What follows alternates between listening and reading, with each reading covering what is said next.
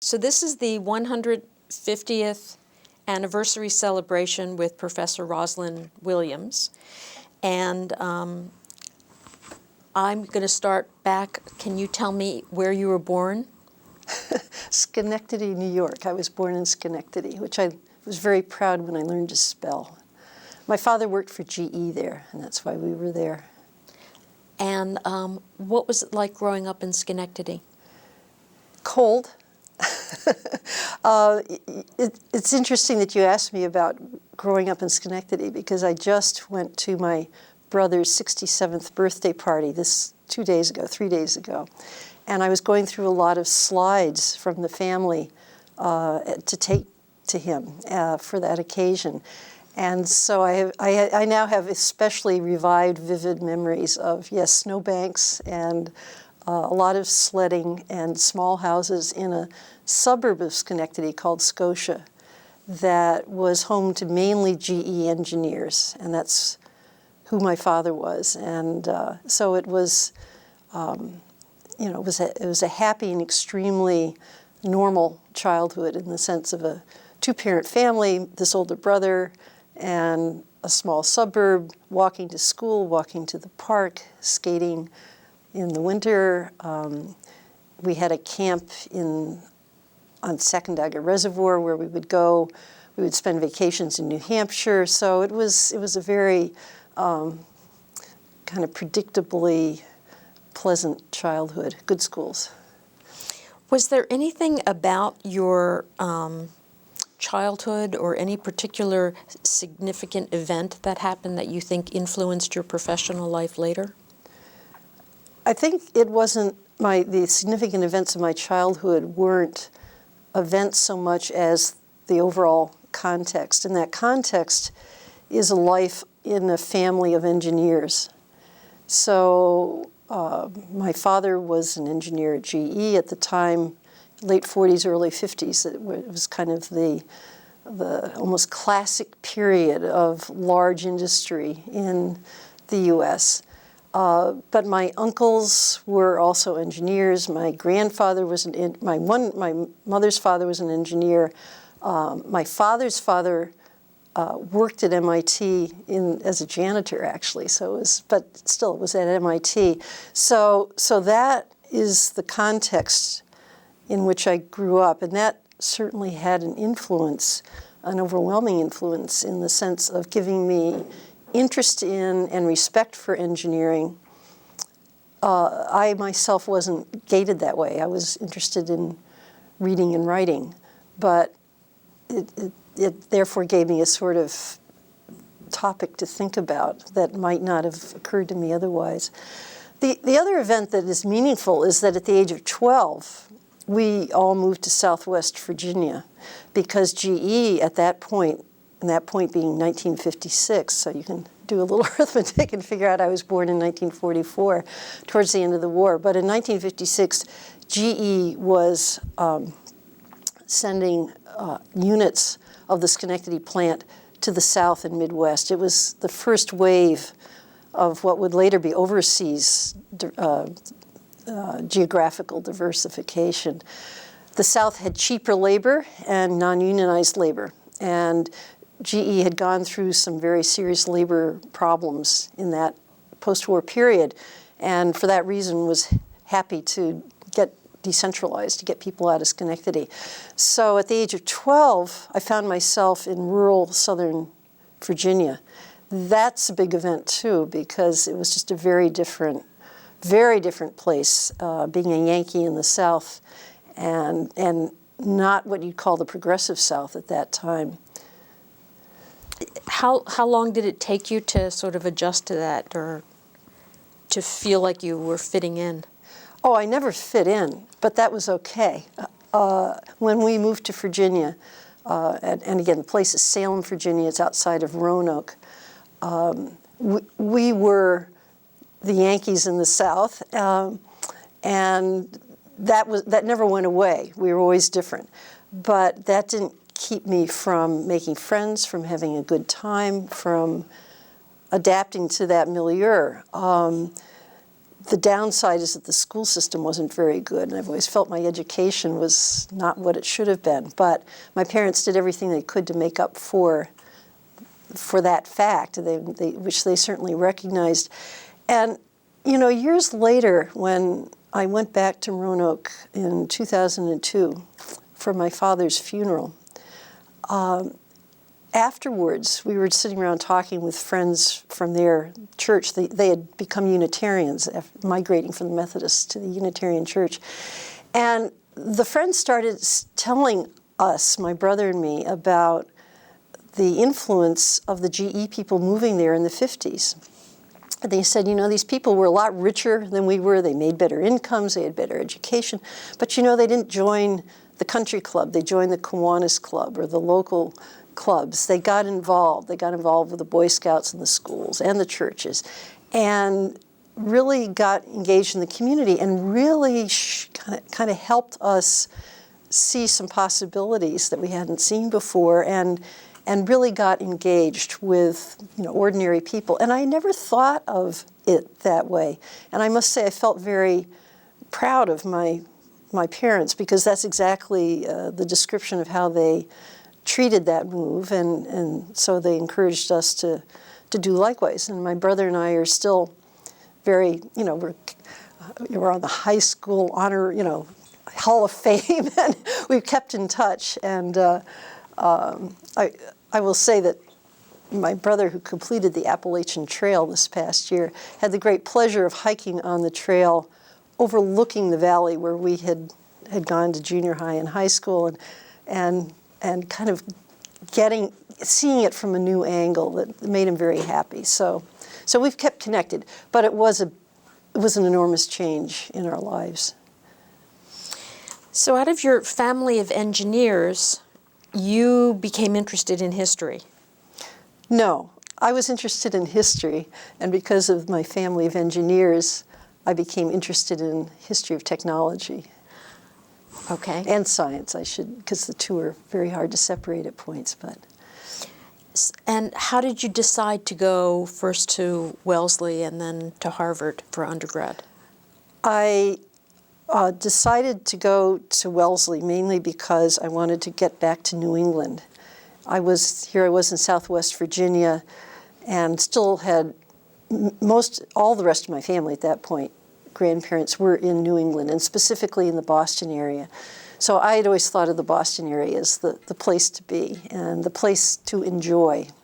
So it was going to be somewhere in New England, because I did want to get back to the Northeast. So Wellesley, I think, seduced me with architecture. I can remember visiting there on a very wintry day with my uncle, one of these engineer uncles, who gave me a ride. And Wellesley has wonderful Gothic architecture. And for anyone interested in history and literature, it was obviously a good place to go. And it was quite romantic. So I applied there early admission, got in, and never looked back, never thought about it. I think after 2 years, I was feeling somewhat stuck out in the burbs, and wanted to be closer to where the action seemed to be, which was Boston itself. So there was another issue that I couldn't decide whether to major in history or in English at Wellesley, because I wanted both, literature and history.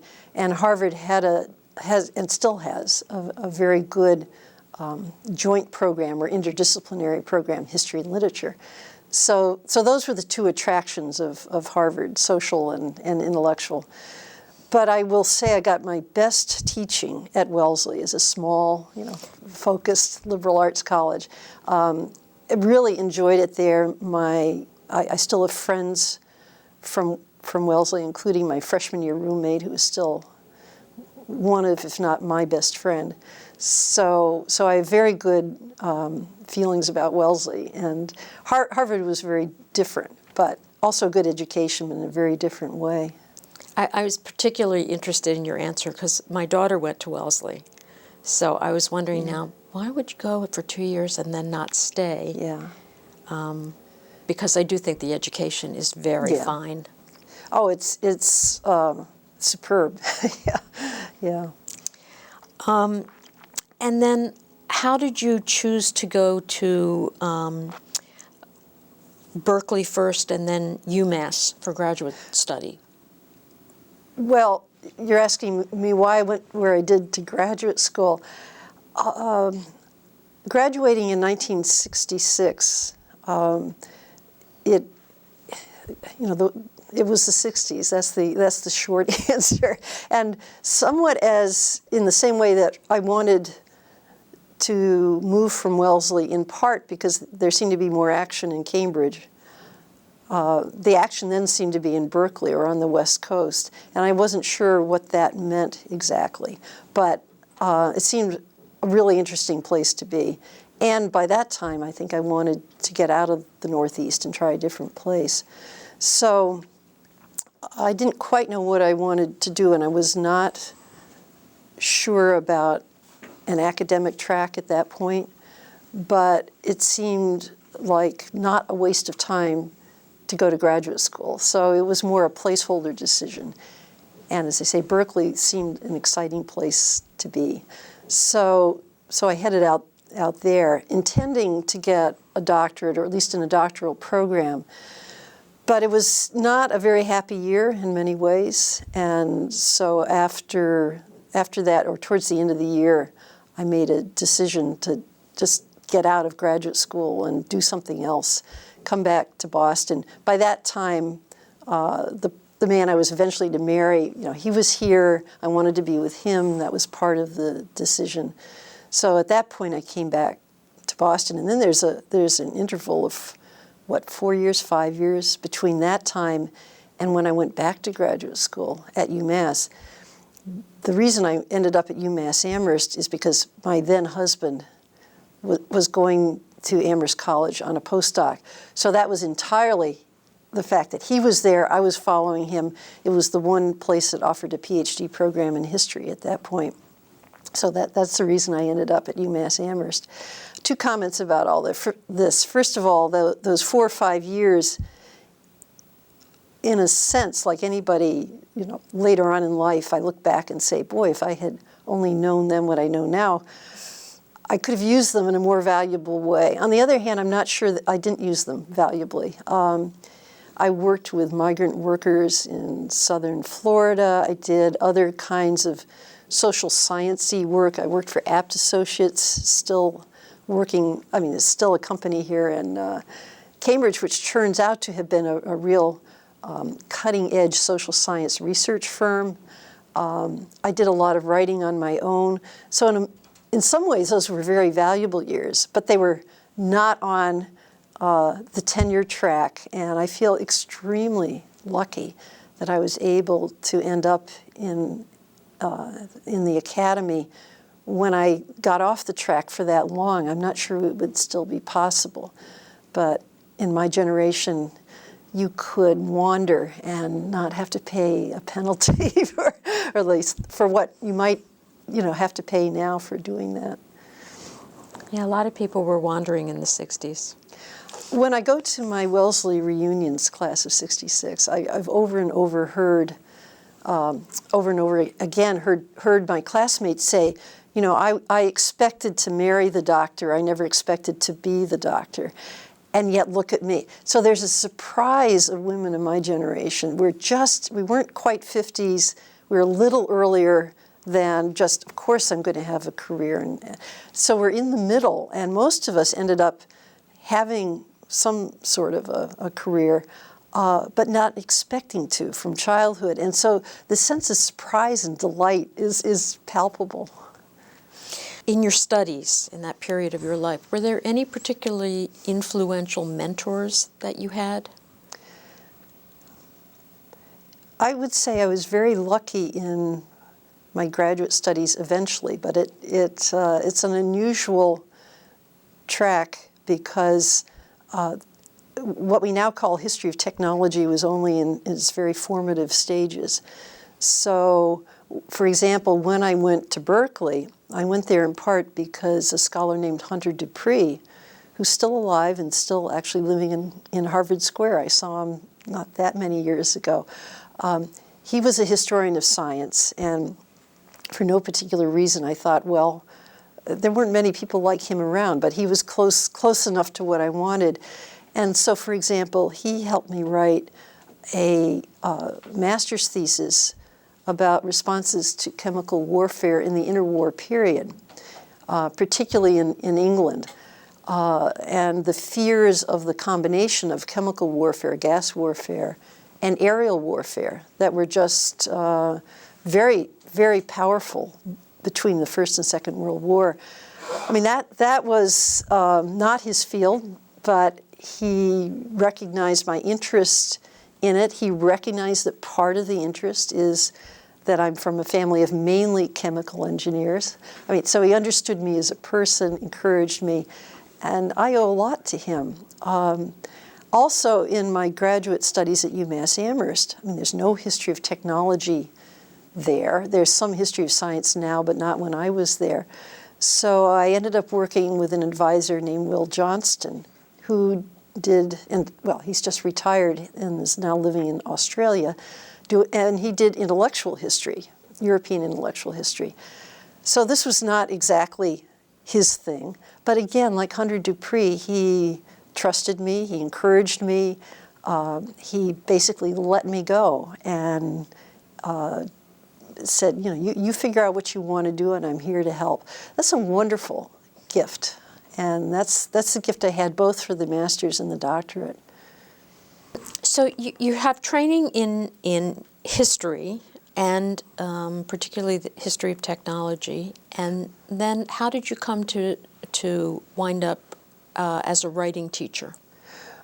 You just asked me or commented on my training in history and history of technology. I've never had training in history of technology. I mean, that's a label that I use for myself because it's convenient.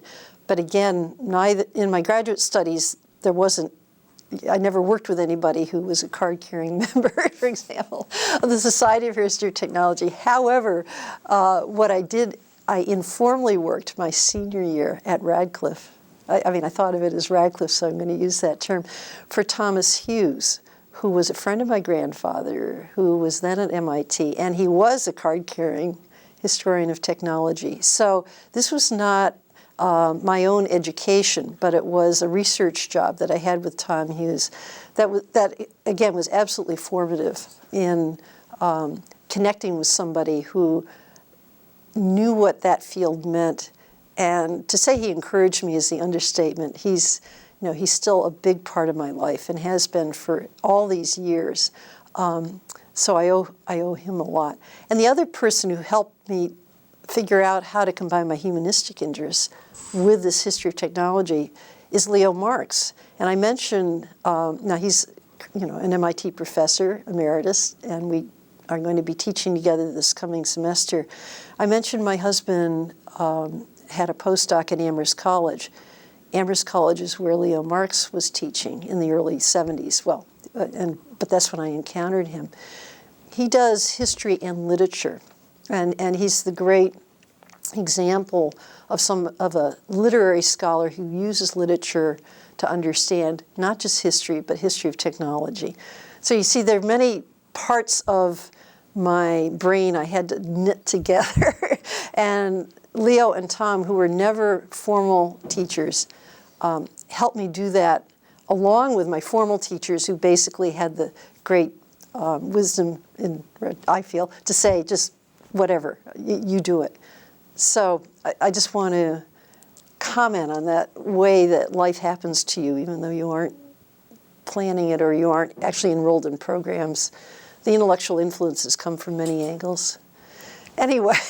You had a lot of mentors. Yes. That's and that's often unusual for women. Well, I was just going to say, and they're all male. The ones I've named are all male. I should, my mother is an extremely strong influence. But in terms of mentoring in my academic interests, yeah, I've been so fortunate. You asked me about my mother and her influence on me, and the first influence is she's a woman who studied math, majored in math at Radcliffe, and taught math in community colleges in Southwest Virginia. And there are two things that are important. First, that she was good at math, and well, she had started majoring in chemistry, though she didn't stick with it, but her respect for science, engineering, and math they were all part of a bundle. And the other thing is being a teacher in a community college, where she said over and over again that this for her was just the right place to teach, because I'm sure she was a terrific teacher.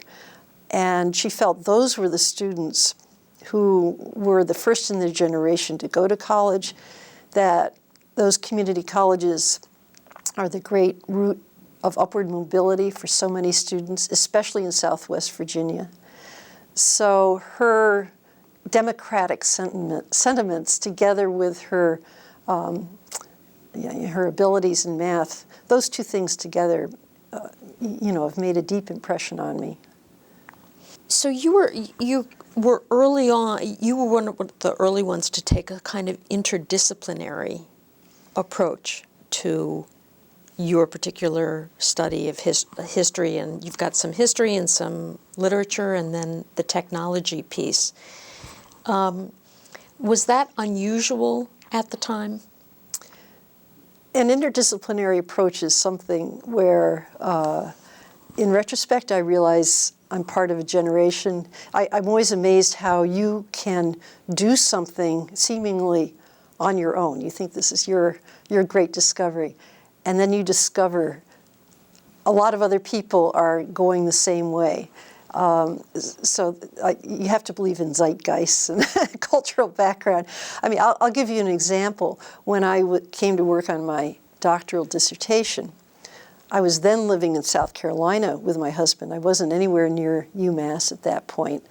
And I was just corresponding with my advisor. This is pre-email, so we were writing letters to each other. And I was looking through my notes that I had accumulated and thought, well, a lot of people have looked at technology from the producer's point of view, the manufacturing point of view. What if we look at it from the consumer's point of view, the user, the buyer? And I said, aha, I'm going to write my dissertation somewhat on this. I don't quite know what, but it'll be from this angle. And so lo and behold, 10 years later, it was clear that history of consumption was something that a lot of other people had that moment about that same time, because books came out. I mean, mine was on the early edge, but it was certainly part of a sort of 10-year publication history of a lot of works on history of consumption and consumer history. So here I thought I was being an interdisciplinary pioneer, but not so. There were others. And I would say in general, the interdisciplinary approach to history of technology that looks at machines and systems in social context, that is a large part of the history of technology. And so I'm by no means alone. It's still not so common to use literature, imaginative literature, as both a source of insight into history of technology and a source of commentary and evidence. That's less common. And I think unless I hadn't had the privilege of working with Leo Marx for so many years on and off, we weren't always in the same institution, but he's been essential to me in kind of reminding me that you can do that kind of interdisciplinary work. That's a little more unusual. Was there anything besides your sort of background from your family of engineers and your own interest in history and writing, was there anything else that sort of drew you to that intersection of society and technology and? Well, yes. I mean, this is where my mother's father, Doc Lewis of MIT, is essential, because while he was, a member of the Academy of Engineering and the Academy of Sciences, and in some people's view, the founder of chemical engineering in the U.S., all these high, terms of praise for him as a science-based engineer. He loved literature, took it seriously. Those are two different things. And he both loved literature, took it seriously, knew literature very well, knew history deeply, and was always telling stories about the connections between science and engineering and history and literature. So for me, this wasn't just an intellectual connection. I had a life experience, somebody whose life was shaped by bringing those things together, and in some ways shaping MIT, in the sense that the Lewis Report, the report of the committee that he chaired in the late 1940s, established the School of Humanities, Arts, and Social Sciences, as it's now known, at MIT. So that serious appraisal of the significance of the humanities, arts, and social sciences is built into MIT, and Doc Lewis has a truly major leadership role in having that come about. So it's not just MIT, though. It's me personally. It's like we were it's a fractal image, you know, and me as an individual, in MIT as an institution. The connections are the same ones that he really believed in. Is there anything more you want to say about his role in MIT? Well, I could tell stories forever, as he did. Since I wrote the book Retooling, starting with him, it's not about him, but I start with him as a way of getting into the history of MIT through the personal view. And my grandfather himself would say over and over that, you know, whatever the great ideas, great thoughts you have, you know, individuals are what make them happen and what make them come alive. So in a sense, I was using his own advice in framing the book that way. I think maybe other people are better suited, though, than I am to write the history of his influence on MIT, because I saw it as a little girl. You know, he was my grandfather, and for a long time I couldn't understand why he didn't seem to be that important, because he wasn't head of the department, or he wasn't provost, or people seemed to think of him as important, but I couldn't quite understand why. They would say he was a great teacher, just a, you know, off-the-charts teacher. Well, you know, okay, but in other words, in worldly terms, it didn't quite seem to compute. And so it's taken me a while, as, you know, growing up myself and being in the academy myself, to understand what makes a professor great as a professor, not as an administrator. So if somebody else could write that story. My story is basically one of affection and love and respect and personal interactions. I'll give you one example.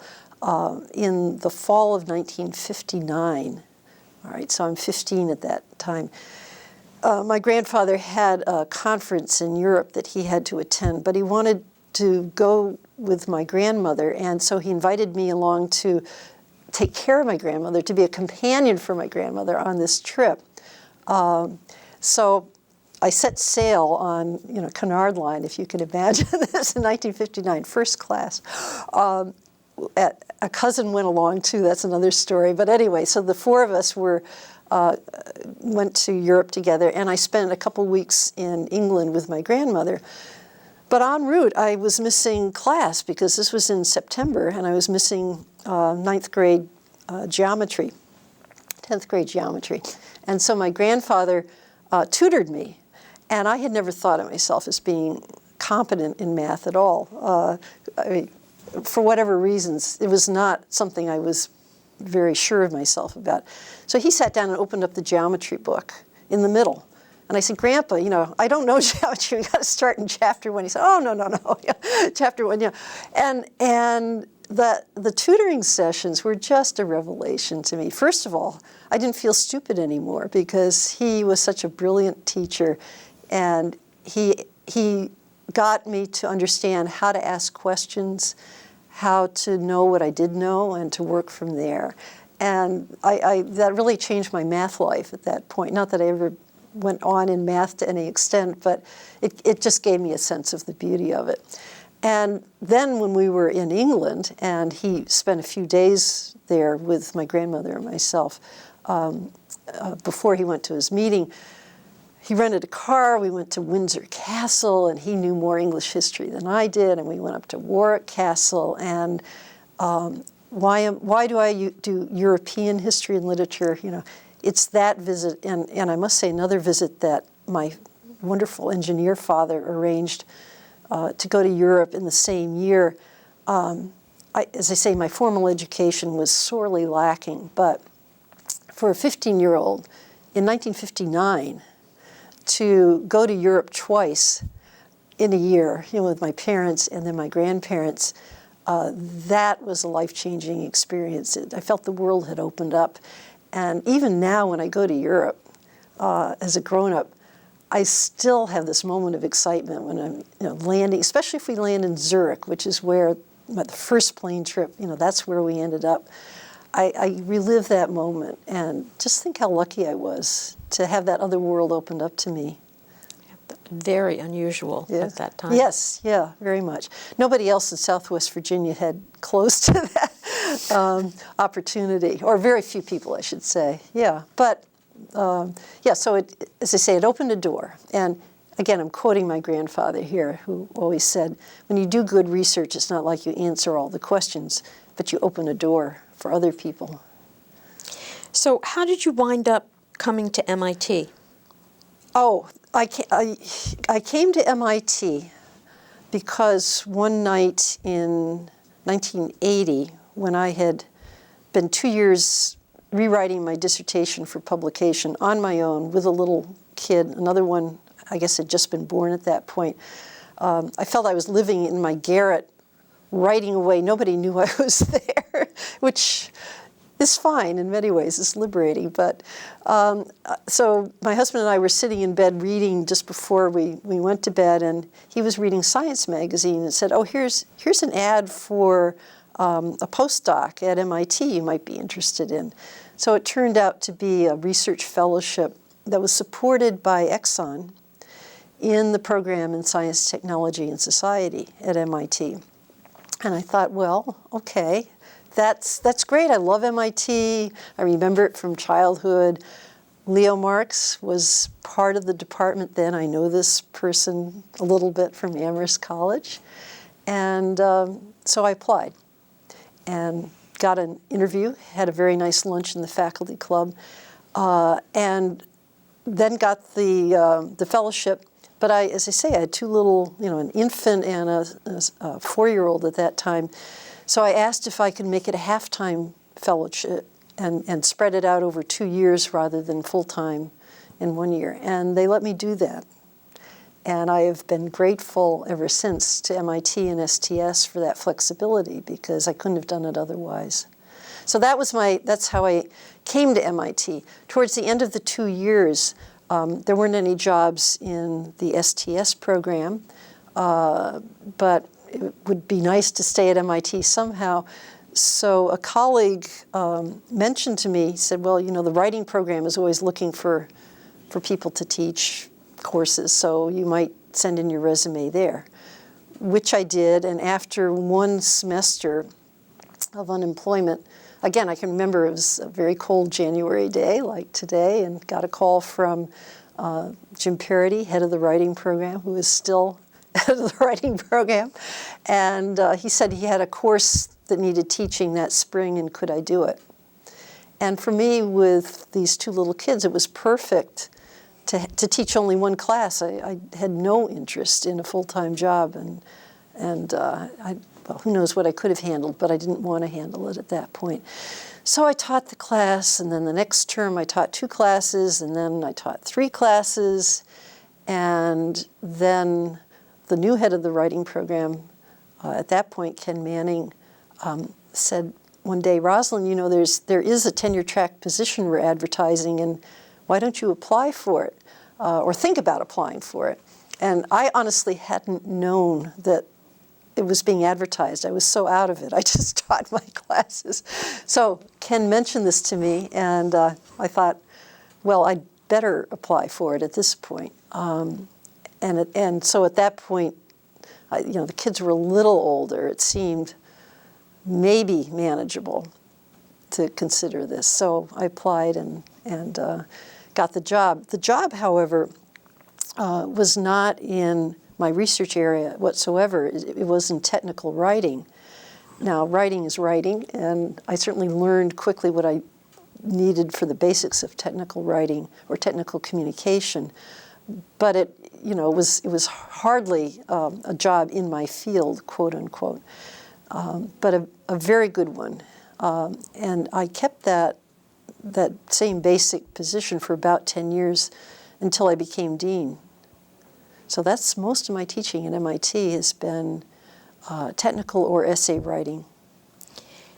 Were you, that whole period of time, were you sort of looking, keeping your eye on STS and waiting for an opportunity, or did you sort of commit yourself to writing? I think it's fair to say that when I was teaching writing at MIT, I also kept in contact with STS, because if there is any department that does fit my own research profile, it's always been STS. But the beauty of MIT is precisely that the boundaries among units are fairly low. In other words, your unit commands your teaching responsibilities, but your research can take you anywhere, and nobody worries about it. And that's a great strength of MIT. So actually, I taught maybe one semester when my old mentor Tom Hughes was in town. I taught with him and with Bruce Maslish, who was in history, but we taught a cultural history of technology type of class together. That I enjoyed tremendously. And I'd go to STS events, and I knew I had colleagues there, I had friends there. So yes, I did keep in touch over all those years, but I never had an appointment until I stepped down as dean. Let me ask about, if you can tell me about the role of Scott Krueger and what that did while you were dean. I've said before that life is what happens to you when you're making other plans. When I became dean for undergraduate education, there are two things that changed that position radically from what it was when I took it in 1995. And the death of Scott Krueger is one of them. But I should also mention, as context for all of this, the other was re-engineering, which was the reorganization of MIT in the mid to late 1990s, combined with the deaths of two people at MIT, Jim Culleton and, well, Bill Dixon's retirement followed much too soon by his death. Those people had units of what are normally, in most universities, thought of as the dean's office reporting to them, for example, admissions, for example, housing. So when I became dean, it was a tiny office with a lot of units that had responsibilities that deeply affected student life outside of it. But within a year, due to illness, death, and re-engineering, the dean's office had gone from something like 40-odd people to over 500. I wish I knew these numbers better, but it was an order of magnitude change. All of a sudden, the dean's office was this enormous expanse. And so there were a lot of things going on already at MIT in terms of the role of student life here, the management of student life here. So it was not a stable situation. So while all these events were still playing out, the death of Scott Krueger came about in the fall of '97 when, in the context of a fraternity event. And that was also a time when MIT was already having a task force to look at the connection between student life and student learning. So, I'm a little uncomfortable, though, kind of thinking about Scott's death as sort of a catalyst for institutional changes. It was absolutely that. But it was a kid who just was, it's a life cut short. And I was thinking 10 years later, it's just, it's still to me primarily just as a tragedy. It's just, it's just awful and should never have happened. So, as I say, it's hard for me to talk about it as sort of a institutional event, but it was that also. It made major changes in student life. Yeah, and again, what I would like to emphasize, though, is those changes were already going on, first through the reorganization of the dean's office, which for the first time made that whole area of student life manageable as a coherent whole.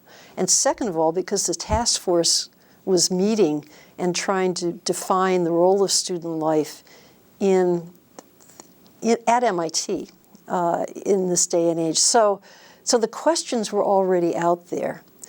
And so part of the reason that the changes happened as they did is because Scott's death came at a time of a lot of questioning and to some extent upheaval anyway. Can you talk about the changes that happened in that period of time and how, from the report and from his death, and what did the administration decide to do to improve student life at MIT? Well, the effects of Scott's death can be described narrowly or more broadly. So to start narrowly, anybody would sort of encapsulate it as saying freshmen now live on campus.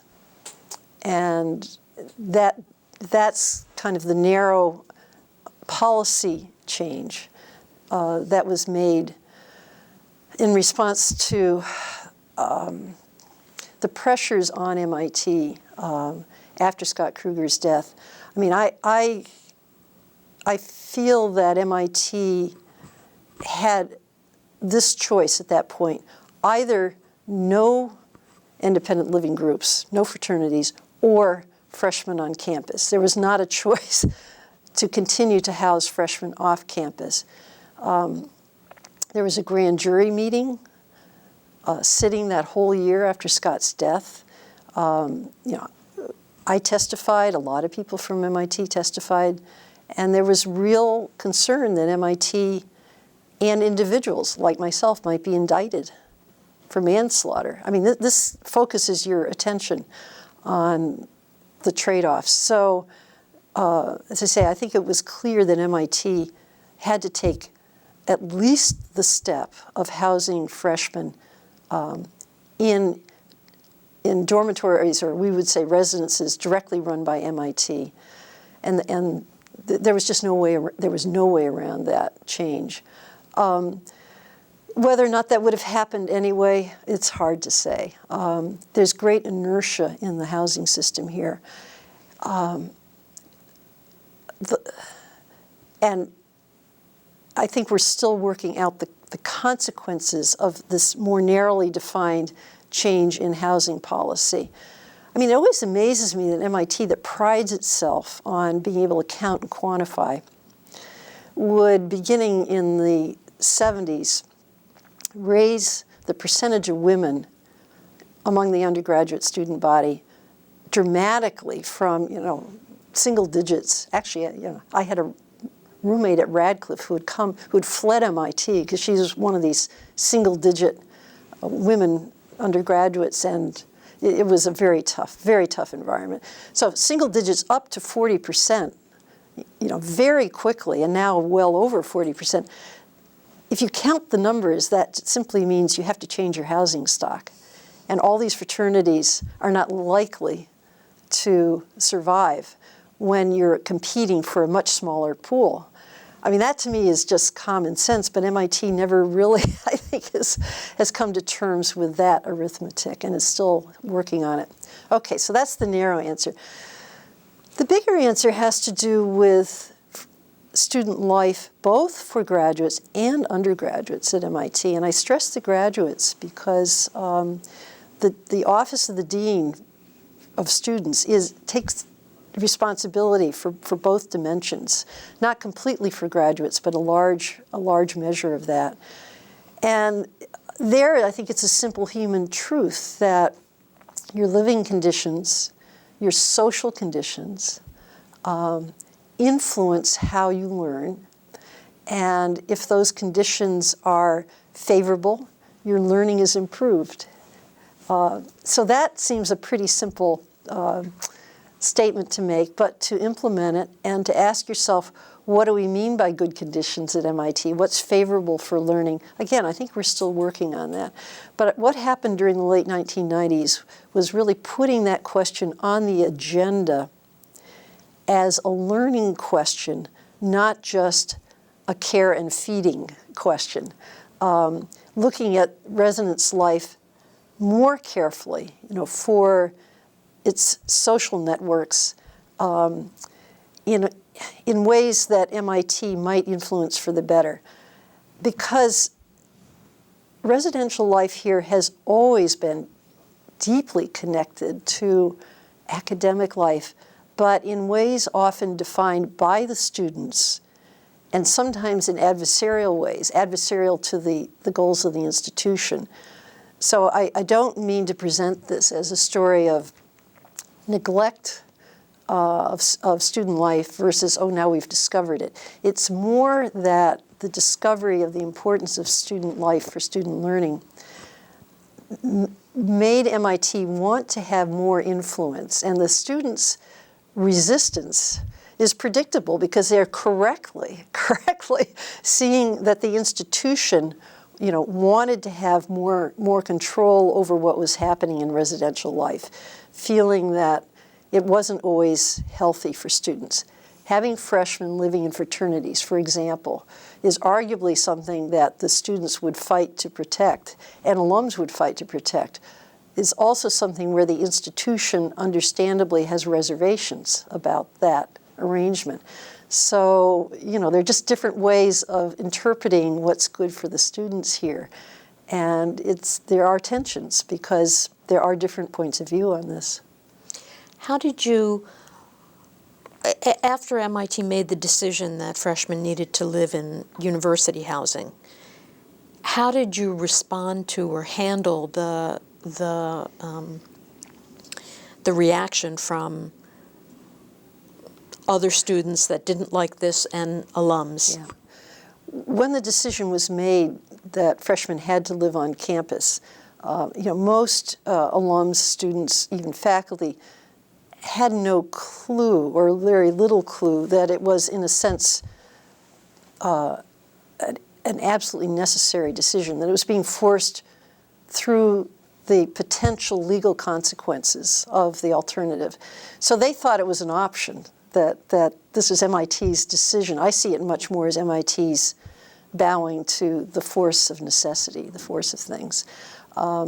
But that means there is a great deal of anger because there are enormous financial consequences to this decision at a time when the fraternities were already under financial pressures for a lot of reasons, including the value of Back Bay property, MIT's policy of keeping housing expenses low for the residences. Anyway, for a lot of reasons, the fraternities were right to react and saying this really, financially makes it hard, if not impossible, for a lot of us.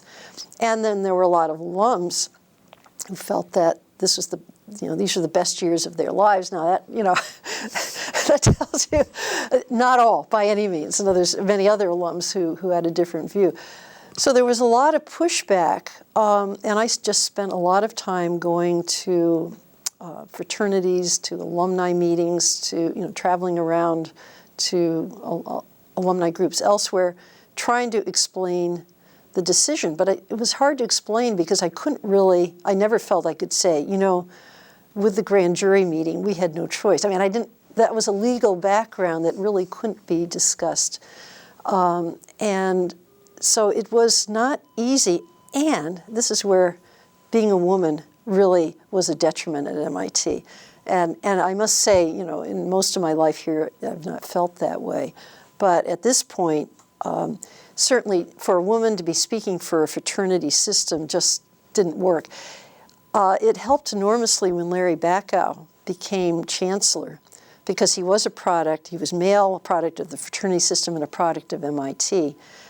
And again, not being an MIT alum, I am an honorary alum now, but at that time, and it wasn't the real thing. So I didn't have standing. I didn't have sort of moral authority. Larry had a lot more, but even he faced a lot of pushback. So it wasn't just, my situation was particularly vulnerable. But there was simply a lot of unhappiness. And again, for reasons that I understand, looking at the world from the fraternity's point of view. How do you think, so it's been a little more than 10 years since that decision. How do you think the decision is sort of shaken out? I'm not sure how the decision has shaken out. I believe that MIT still really hasn't come to terms with the disproportion between the composition of the undergraduate student body and the housing system. I think the numbers still don't work that well. It's disappointing that the project to convert Ashdown to undergraduate housing was put on hold, because that would have been an enormous help in giving MIT more flexibility in its decisions. I mean, that is what it is, but anybody who cares about the housing system can't be happy about that. This is not news. And within the fraternities, I'm not sure. I have had interactions with this is not a big sample, but 3 alumni members of house corporations who feel that it is, that the students are not really in any brave new world of fraternity living, that they have not really responded to the challenge as they might have, and that the quality of fraternity life is slowly diminishing. I think in large part because of the financial pressures, and that the house corporations are not always in line with the students, that the nationals are not always in line with the house corporations. So I have a few kind of data points that make me worry, but I really don't know. I'm really not sure. All I know is that I think it's something that MIT is continuing to work on, and will have to, because we are not there yet in terms of a housing stock that supports the student body and that keeps the choice of residence that means so much to MIT students, and yet mixes in, enough of the institutional goals with that choice. So I think it's a work in progress. Are there, going back as Dean of Students and undergraduate education, are there other areas where you feel you made a big contribution, or where there were significant changes? The biggest contribution I made as dean from 1995 to 2000 was very simply being there at a time when the office of the dean became organized in the way that it currently is. That is, taking in the wide range of student life and learning management activities and units, bringing them together, sorting out the office so that by the time I stepped down, there was a fairly coherent definition of what the dean's office is, what it includes, what its responsibilities are, and how it's managed.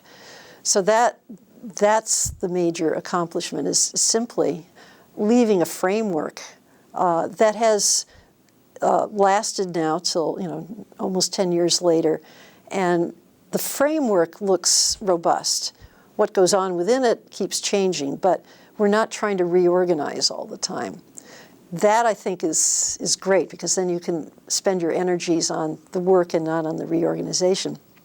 I'm also really flattered that the quality of the deans who succeeded me is so high. I mean, these are first-class people, and it's an indication that MIT now has a dean's office that can attract, absolutely first-rate people like Bob Redwine and Dan Hastings.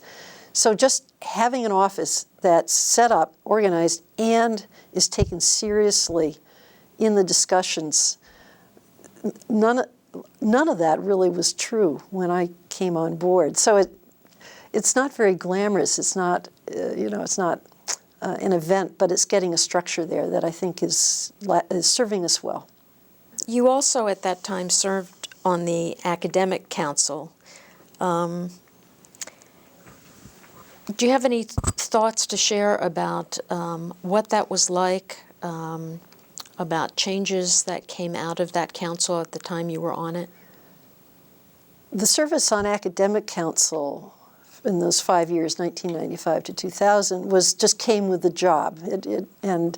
But again, it was a huge privilege to see more of MIT than the ordinary person gets to see.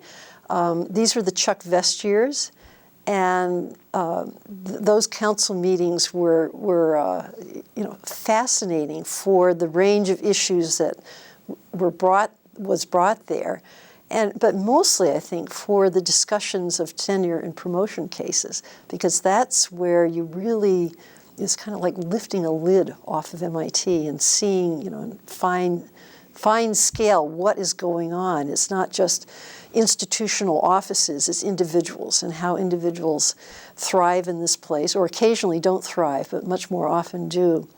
And to think of MIT as a place that maximizes the ability of individuals like that to find their way within the institution, not to become what the institution wants them to become, but to enable and facilitate these people. That was the real thrill of being on academic council. It was also the time that women in science became an institutional issue. And while an issue like that was, these are not things that were voted upon. That wasn't Vest's style. It was more a place where these kinds of changes could be discussed and seen. So it was a mix of the ordinary routine tenure and promotion cases and these extraordinary changes that were happening at the same time. They were all there. When I wrote my book, Retooling, I just used my notes from academic council as basic information about, for example, my chapter on engineering and what is engineering now. That's out of those discussions in academic council largely. By the way, when I was finished with that book manuscript, I sent it to Chuck Vest and to Bob Brown and the Dean of Science, Dean of Engineering, other people on academic council, because I wanted to make sure I wasn't, that I was, not intruding on anyone's privacy. And I also just wanted them to know generally what I was going to be saying, because there aren't any rules really in writing for how you deal with using information from that kind of a meeting in the open press. So I really appreciate their reading over the manuscript, and basically, I don't think anybody, some people had suggestions, but nobody felt that there was anything that had to be censored for the good of MIT. That also is a very MIT-like attitude, isn't it? Yes. What caused you to, or what made you decide to leave the Dean of Students position and become part of STS? Well, you asked me why I left the dean's position and then why I became part of STS, and those are really two different things. I'm not sure exactly why in the winter of 99, 2000, I decided to step down. I think the main trigger was the fact that my partner, Margaret Bates, who really had oversight over student life. I was always trying to concentrate on student learning, on the academic part. I always felt like that's what I really wanted to do. Never got to that. But she had decided to step down. And so at that point I thought, well, we have a chancellor now, who is Larry Backow. He's going to replace Margaret. It probably would make more sense to replace two people and to get a new partnership in place. I'm sure I was also worn out at that point, but for me it wasn't an easy decision, because I kept feeling if I just stayed another year or two, finally I would get to the academic decisions. Finally, the decks would be cleared and that would happen. And maybe I just realized that it wasn't going to happen in that time frame. I will say I think it has happened since, but it wouldn't have happened in 2000, 2001. So I figured, okay, here's an opportunity to replace a team, and I think that was a wise decision. In terms of STS, I felt, frankly, it was my opportunity to request that move. Though it's not a move, it's still a joint appointment. I still have an appointment in writing, and still discuss, as needed, what is going on in that program. And I am very attached to the mission of that program. And I think I have great respect for it and pride in it. But I was also very happy to be able to teach more in my area, though not entirely, it's always a fit. And also to have an opportunity to work with graduate students. If I learned anything over my years as teaching, as a teacher in the writing program, it's that graduate students are so much the core of life for many MIT faculty, that if you're not working with graduate students, it's always, you never quite feel you're in the same discussion with some of your other colleagues here. Can you describe to me how you see the mission of STS at MIT? The mission of STS? Its role at the university, what it brings to the university. STS has a unique role at MIT because it was intended by the founding fathers, Jerry Wiesner and Walter Rosenbluth, to be above and beyond all the schools. It was intended to be an integrative unit that would work across science, engineering, SHAS, and architecture and planning, and Sloan. And that is still the mission of STS, and there really is no other unit that is charged not just with interdisciplinary studies. I won't say we all do that. Many, many people at MIT do that, but it tends to be within, say, engineering or engineering and science, or maybe history and literature. But literature and engineering, science and history. So I describe STS's mission as deeply interdisciplinary, as opposed to, within fields that are neighbors already. And that mission, I think, is essential to MIT's future. It's a mission that, in my own thinking, goes back to the message of the Lewis Report of 1949, which was to set up a School of Humanities and Social Sciences. There was not arts included in the title at that point, but that school was supposed to do humanities and social sciences in a different way, a way that was appropriate for an institution that was and is still focused on engineering and science. Now, the school has in fact evolved to have a mix of that kind of work and more classic disciplines in the humanities and social sciences. Classic in the sense of not necessarily being related or focused on science and engineering. But the mission of STS is quite explicitly to work across all the units here. So that's very special. It's very daunting. It's very exciting. Why do you think it's so essential? When I teach undergraduates at MIT in a sort of capstone class in STS, if they're majors, minors, concentrators, I teach the class by saying we're going to look at what's going on in the world today at MIT, in the U.S., in the world at large. We're going to focus on events. And my challenge for you is to find any major problem that we're trying to deal with as civilization, as humanity, that is not an STS problem. Okay, every problem that is, that we're grappling with has dimensions of science, technology, and society all together. So that's why it's so important, because I would say MIT, as an institution, over 150 years, has been as successful as it has because from early on it realized that there aren't problems in science and technology that can be dealt with outside of the social context. I mean, what is special about MIT?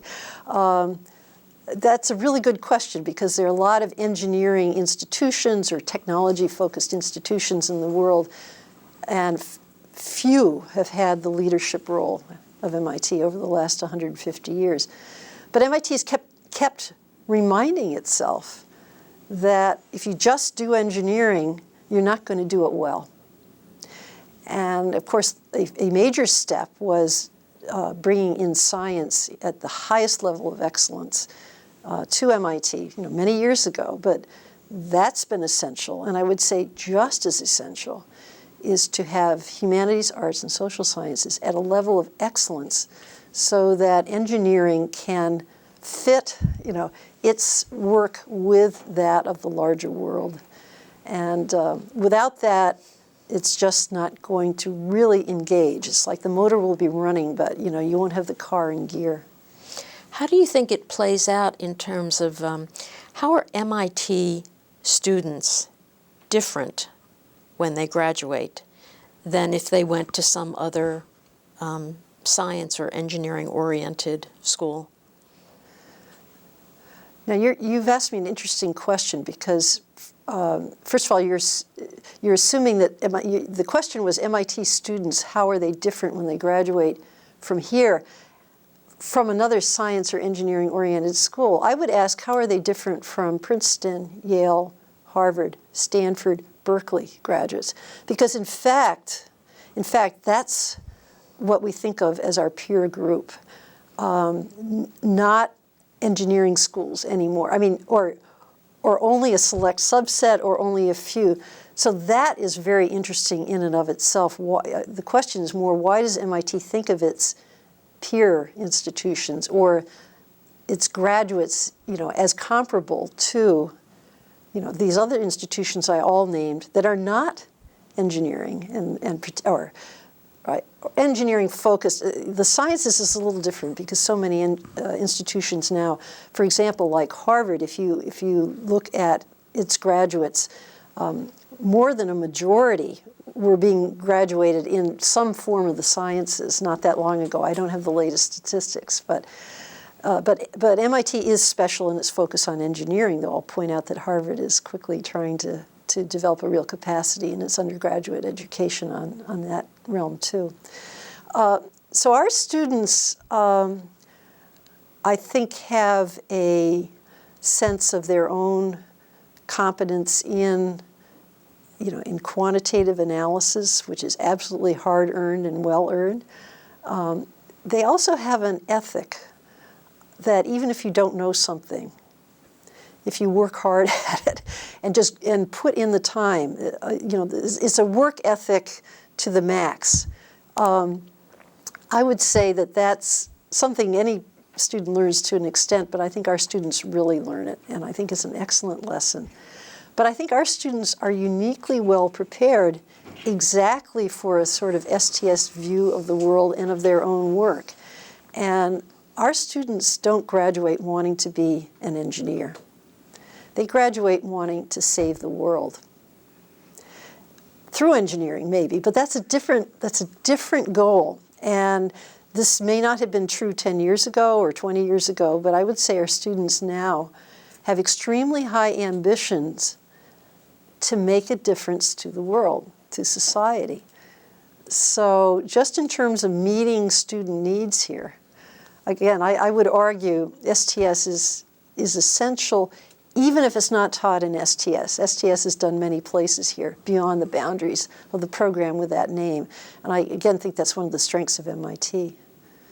So you've got a nearly, my math, nearly 30-year perspective? Well, I just got my 25-year, well, they don't give you a chair anymore, they give you a pin, but whatever. Yeah. Getting up there anyway, yes. Yeah.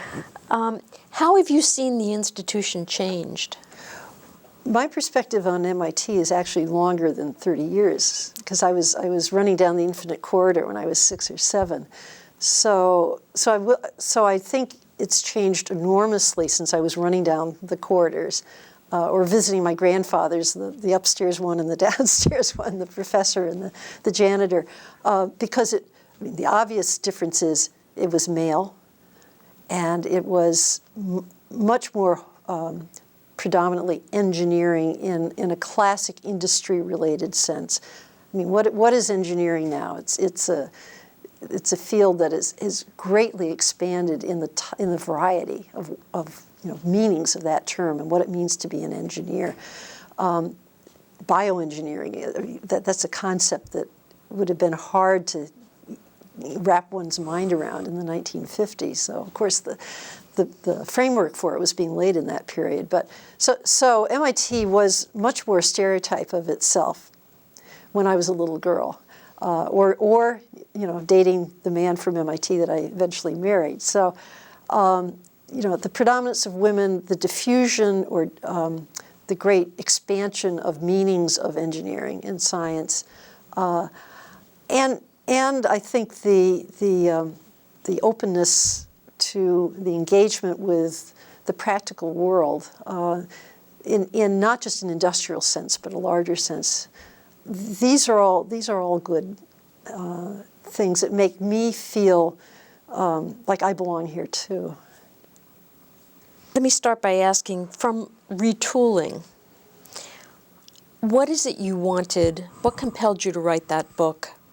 What did you want readers to get from it? I wrote Retooling because I had wanted to write, for some time, a book that would be for a more general audience, not just an academic one, about the insights that the history of technology has to offer to thinking about engineering in general. So I thought of it as topical, there were different themes I wanted to explore. For example, just engineering systems as opposed to thinking of engineering as devices. So I had a sort of set of notes of topics I wanted to write about. And when I was asked to become undergraduate, at that point undergraduate dean, later became undergraduate and graduate dean, one of the reasons I took the job was I thought, I can get a good book out of this. And that, I'm first and foremost a writer. That's kind of who I am. And that was, I didn't know what the book was going to be about. I just knew if I kept my eyes and ears open that I would learn things that would help me understand the world of engineering better. So I was taking notes all through my tenure as dean, knowing I wanted to write some kind of a book, but not quite sure what. So towards the end of that time, when I realized I'd be stepping down, well, even before then, because I had been encouraged to keep my scholarly life alive, so I wrote an article that sort of summarized some of the things I felt I was learning. And that article then provided the basis for the book eventually. So Retooling is not just for MIT people. I use MIT as a sort of site, a research site, but it's about engineering in the modern world, and to some extent higher education, but really about what is engineering. I raise questions like, is the information age a new age really? Is it a revolution the way the Industrial Revolution was. So these are classic historical questions, and I just use MIT to raise them. To someone who's not coming from your field, your books seem like three, not unrelated, but sort of disparate interests. No, you're putting it very politely to say my books are disparate. And believe me, I've often wondered myself, am I just completely all over the map? So here's how I would explain the thread. And again, the thread, there's a saying among historians that the owl of Minerva takes wing at the dusk. Now, the owl of Minerva, that's wisdom, okay? And it takes flight at the dusk. In other words, when things are getting over, then you look back and say, oh, now I see it. So after my third book, I figured out the connection. My first book is about not consumer society, but a consumer world. It's called Dream Worlds. And my argument is that one of the aspects of modern technology that we underappreciate is how much technologies are designed and used not for utilitarian purposes, but for imaginative ones.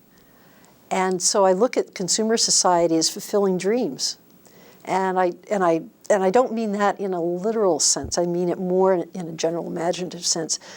So I'm interested in the imaginative life, in the full spectrum of consciousness, not all of which is that rational, and how the world, the built world, interacts, stimulates, satisfies, or doesn't satisfy that imaginative life. That's my story. That's my theme. Not just in Dream Worlds. The second book is about Notes on the Underground, uses underground environments, again, as a world to think with, as an imaginative environment where what underground environments are, why they're special, is that they're all built. And there's no nature when you go underground and try to live there. The only way that human beings can dwell under the earth is by using technology and creating a technological environment where all food has to be brought in, ventilation is a problem, heating, light. All these things are issues that can only be solved through human-built means. So the world of the underground interests me as an artificial environment. And it interests me because the world on the surface, of course, is becoming more and more predominantly human-built as opposed to given. Never entirely, of course, but if you fly over any major city, you really get a sense of the dominance of the built environment. But again, it's the imagination that interests me in connection with this world. So what does it do to human beings who live under the world? Either in reality, because I use some real examples, air raid shelters and the like, or in imagination. And there's a lot of books about imaginary underworlds. And retooling is also, about imagination and engineering. That's a little less, I wouldn't have written that if I hadn't been in administration at MIT, but the work I'm doing now, goes back to, again, this mystery to me, or the big question, if you will, what does it do to human beings to live in an environment where we ourselves have had the major role in building it?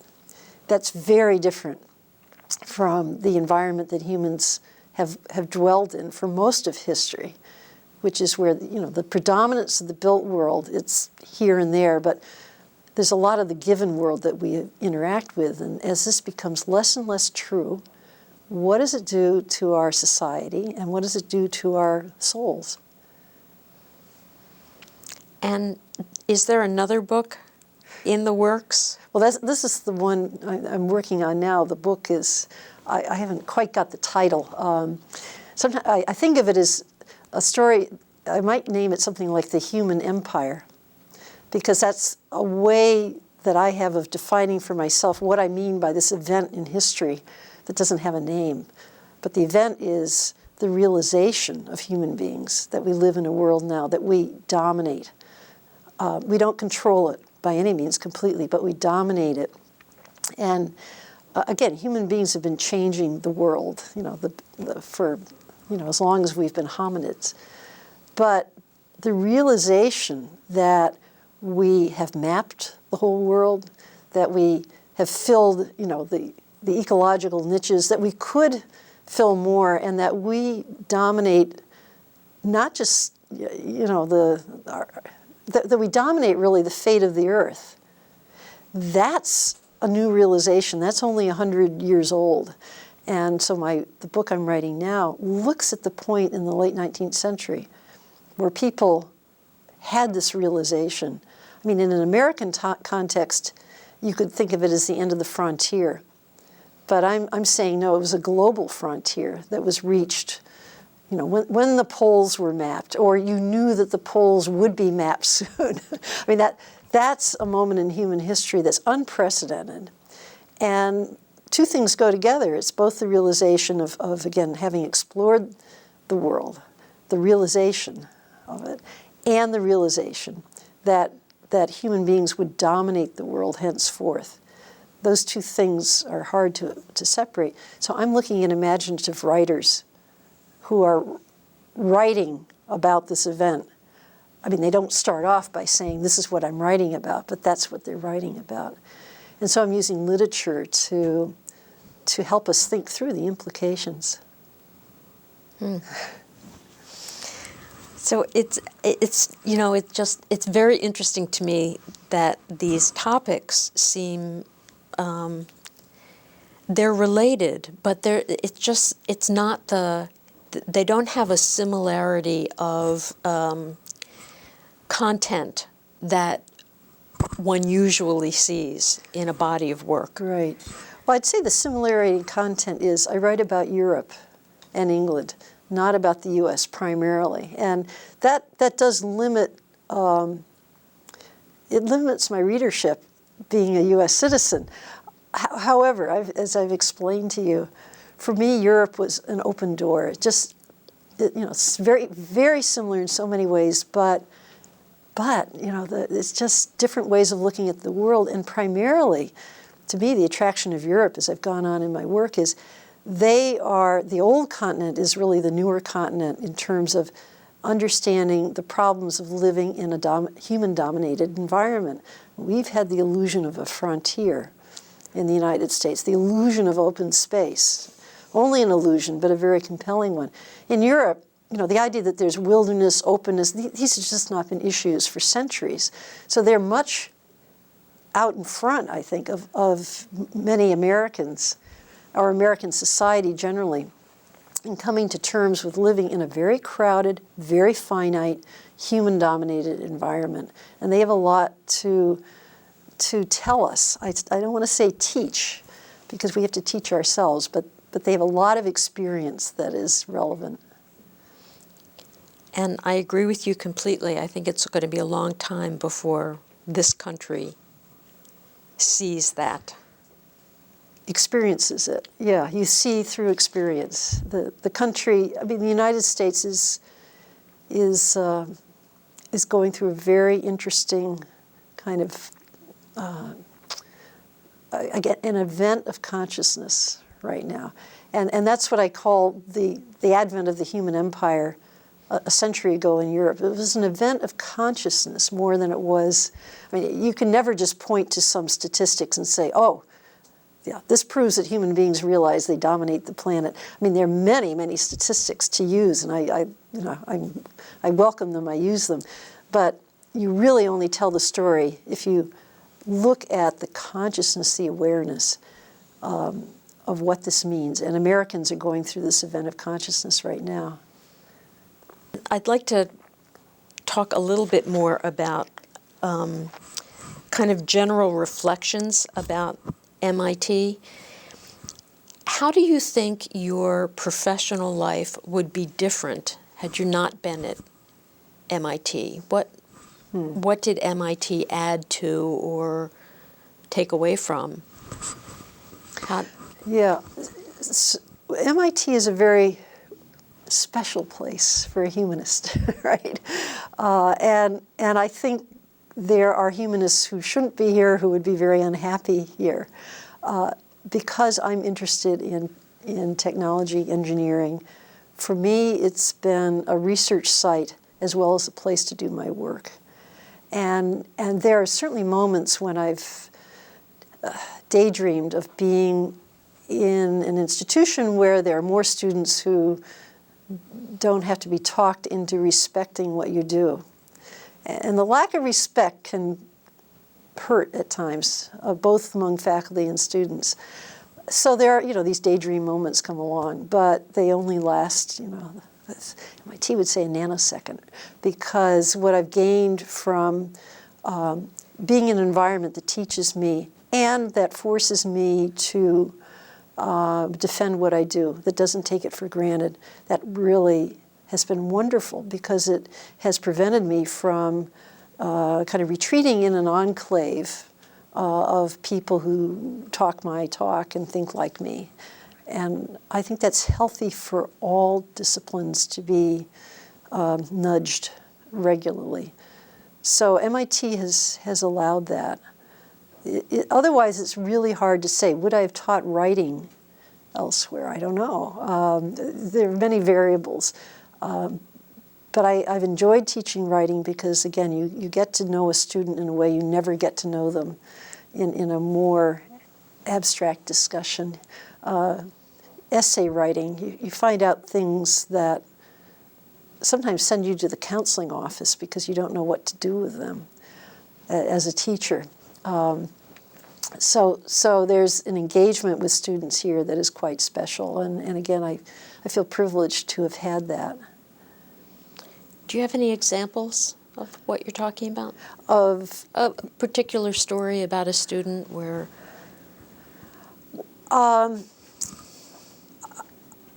I can think of, I am trying to think of specific essays where the topic of the essay got me worried about the student. I will say that this is not uncommon. My colleagues who teach writing, it happens regularly that they get drawn into student life through teaching writing here. But it is something that I think is wise to resist, in the extent that I'm not a trained counselor, and I think it is very helpful to the student and to yourself to say, you've got some heavy material here, but let's look at it as a writing issue and writing problem. I'm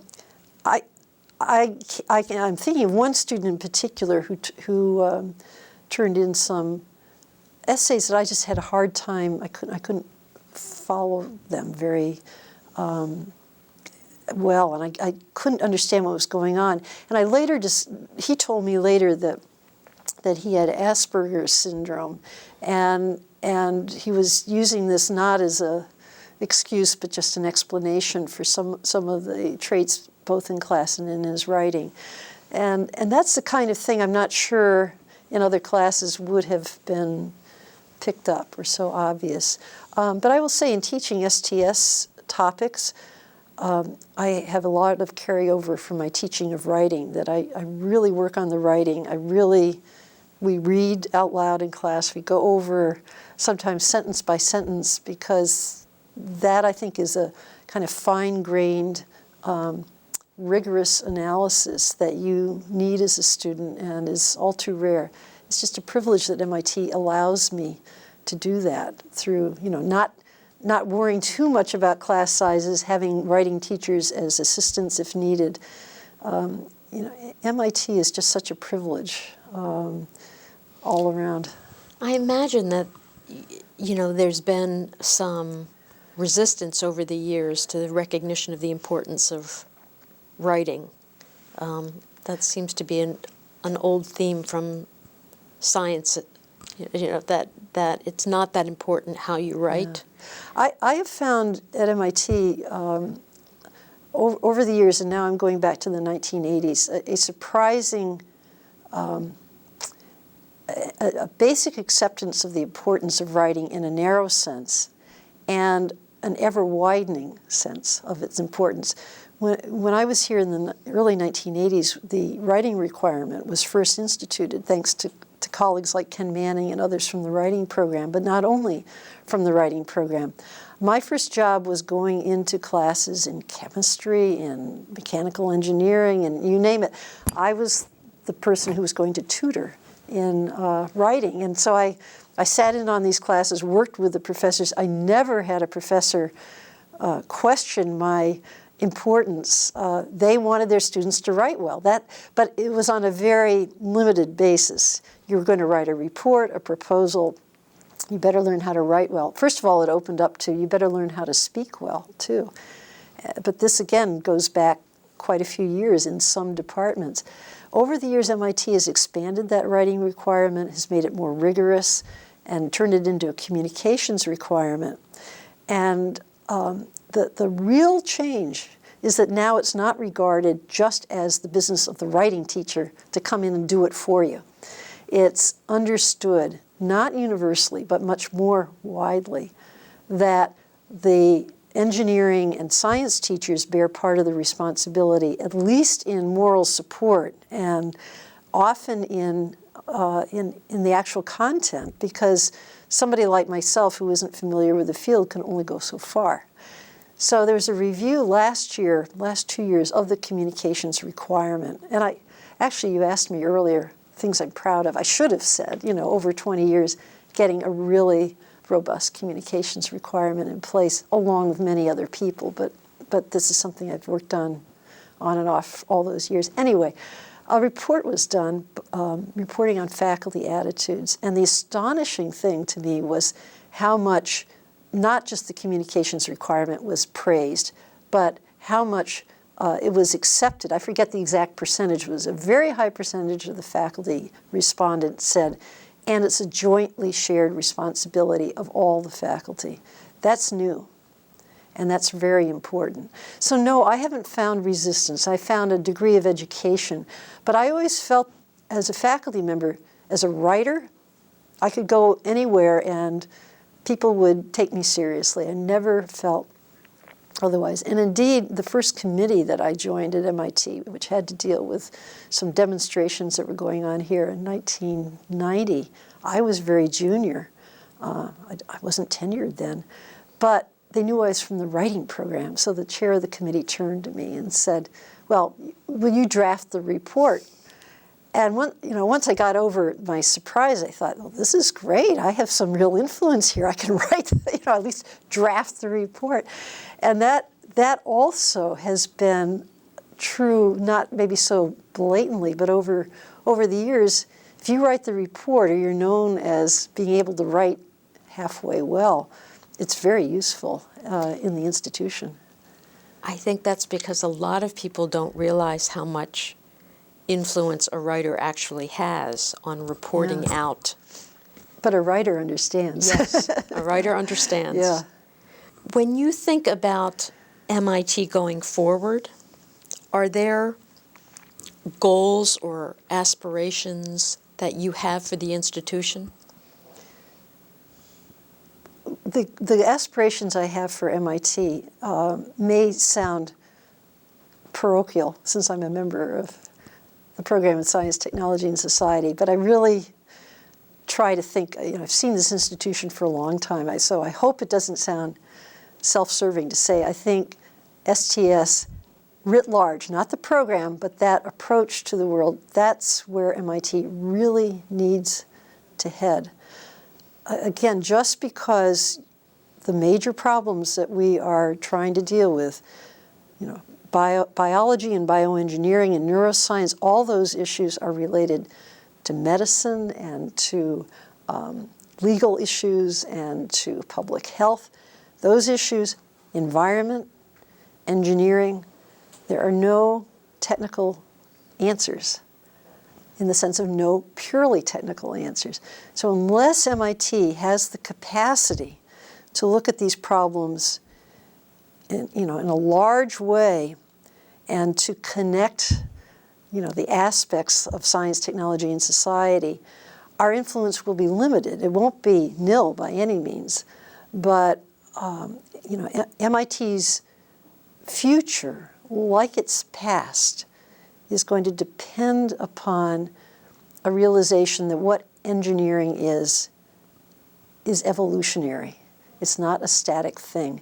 And engineering is evolving into a suite of disciplines and subdisciplines and interdisciplines that deal with situations, that deal with problems.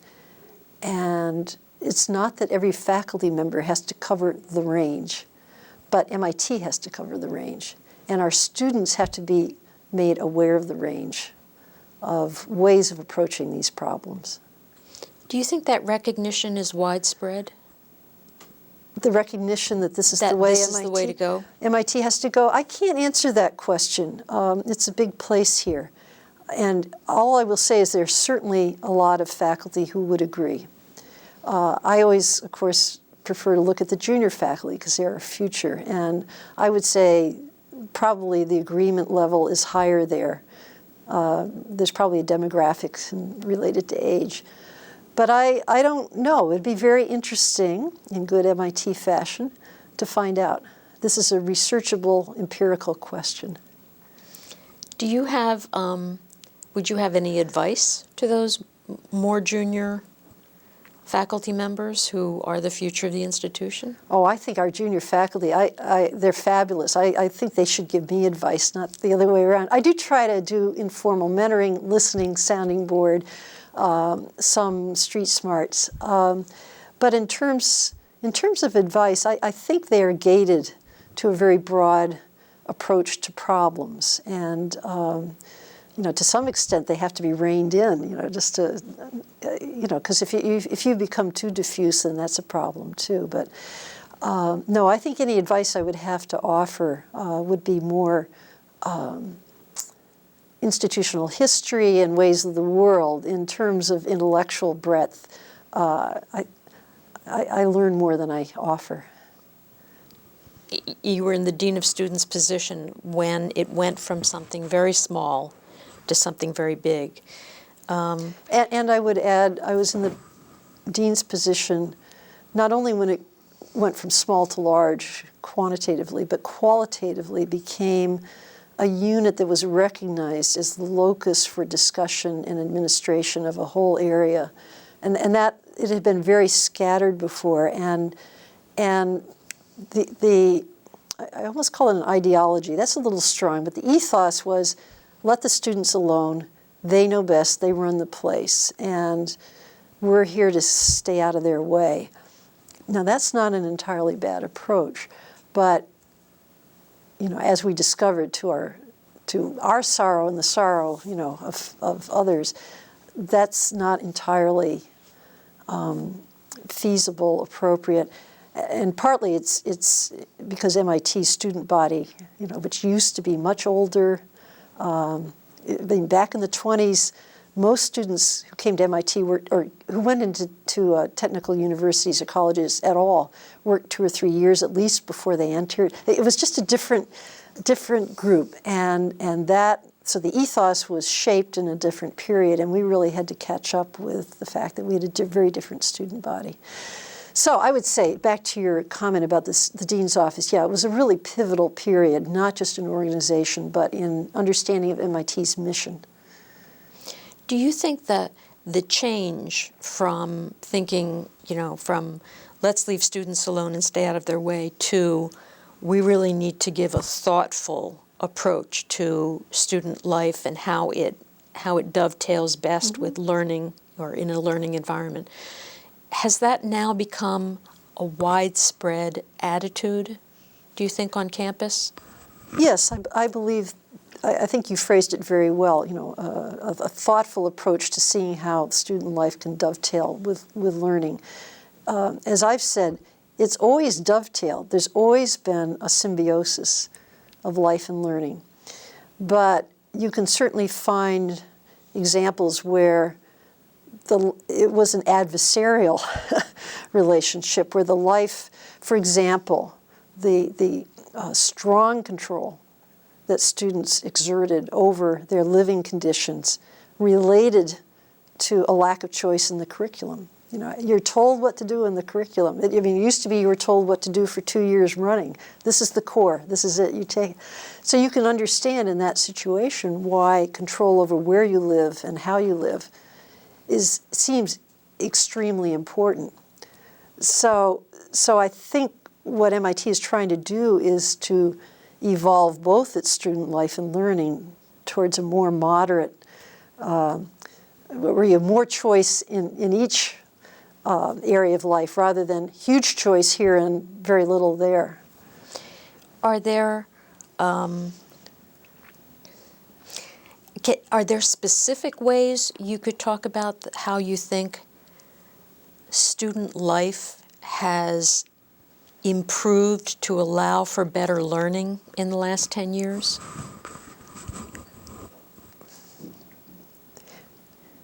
You asked how student life may have improved in the last 10 years. I'm trying to think back specifically that time frame. I mean, I think, 15. yeah, I do believe that one thing that happened in the late 1990s, simply putting a lot more resources into student life generally, so that the system, for example, of housemasters and graduate resident tutors and that support system, which has always been there but used to be very thin, is now definitely more robust. That's the kind of thing that I think has been helpful. And I just, times are tough now. I hope that we can keep moving in that direction without too much stasis at this point. Again, this is where I think it's difficult to measure because students, God bless them, keep coming and going. So you don't have a standard pool. The pool has changed a lot.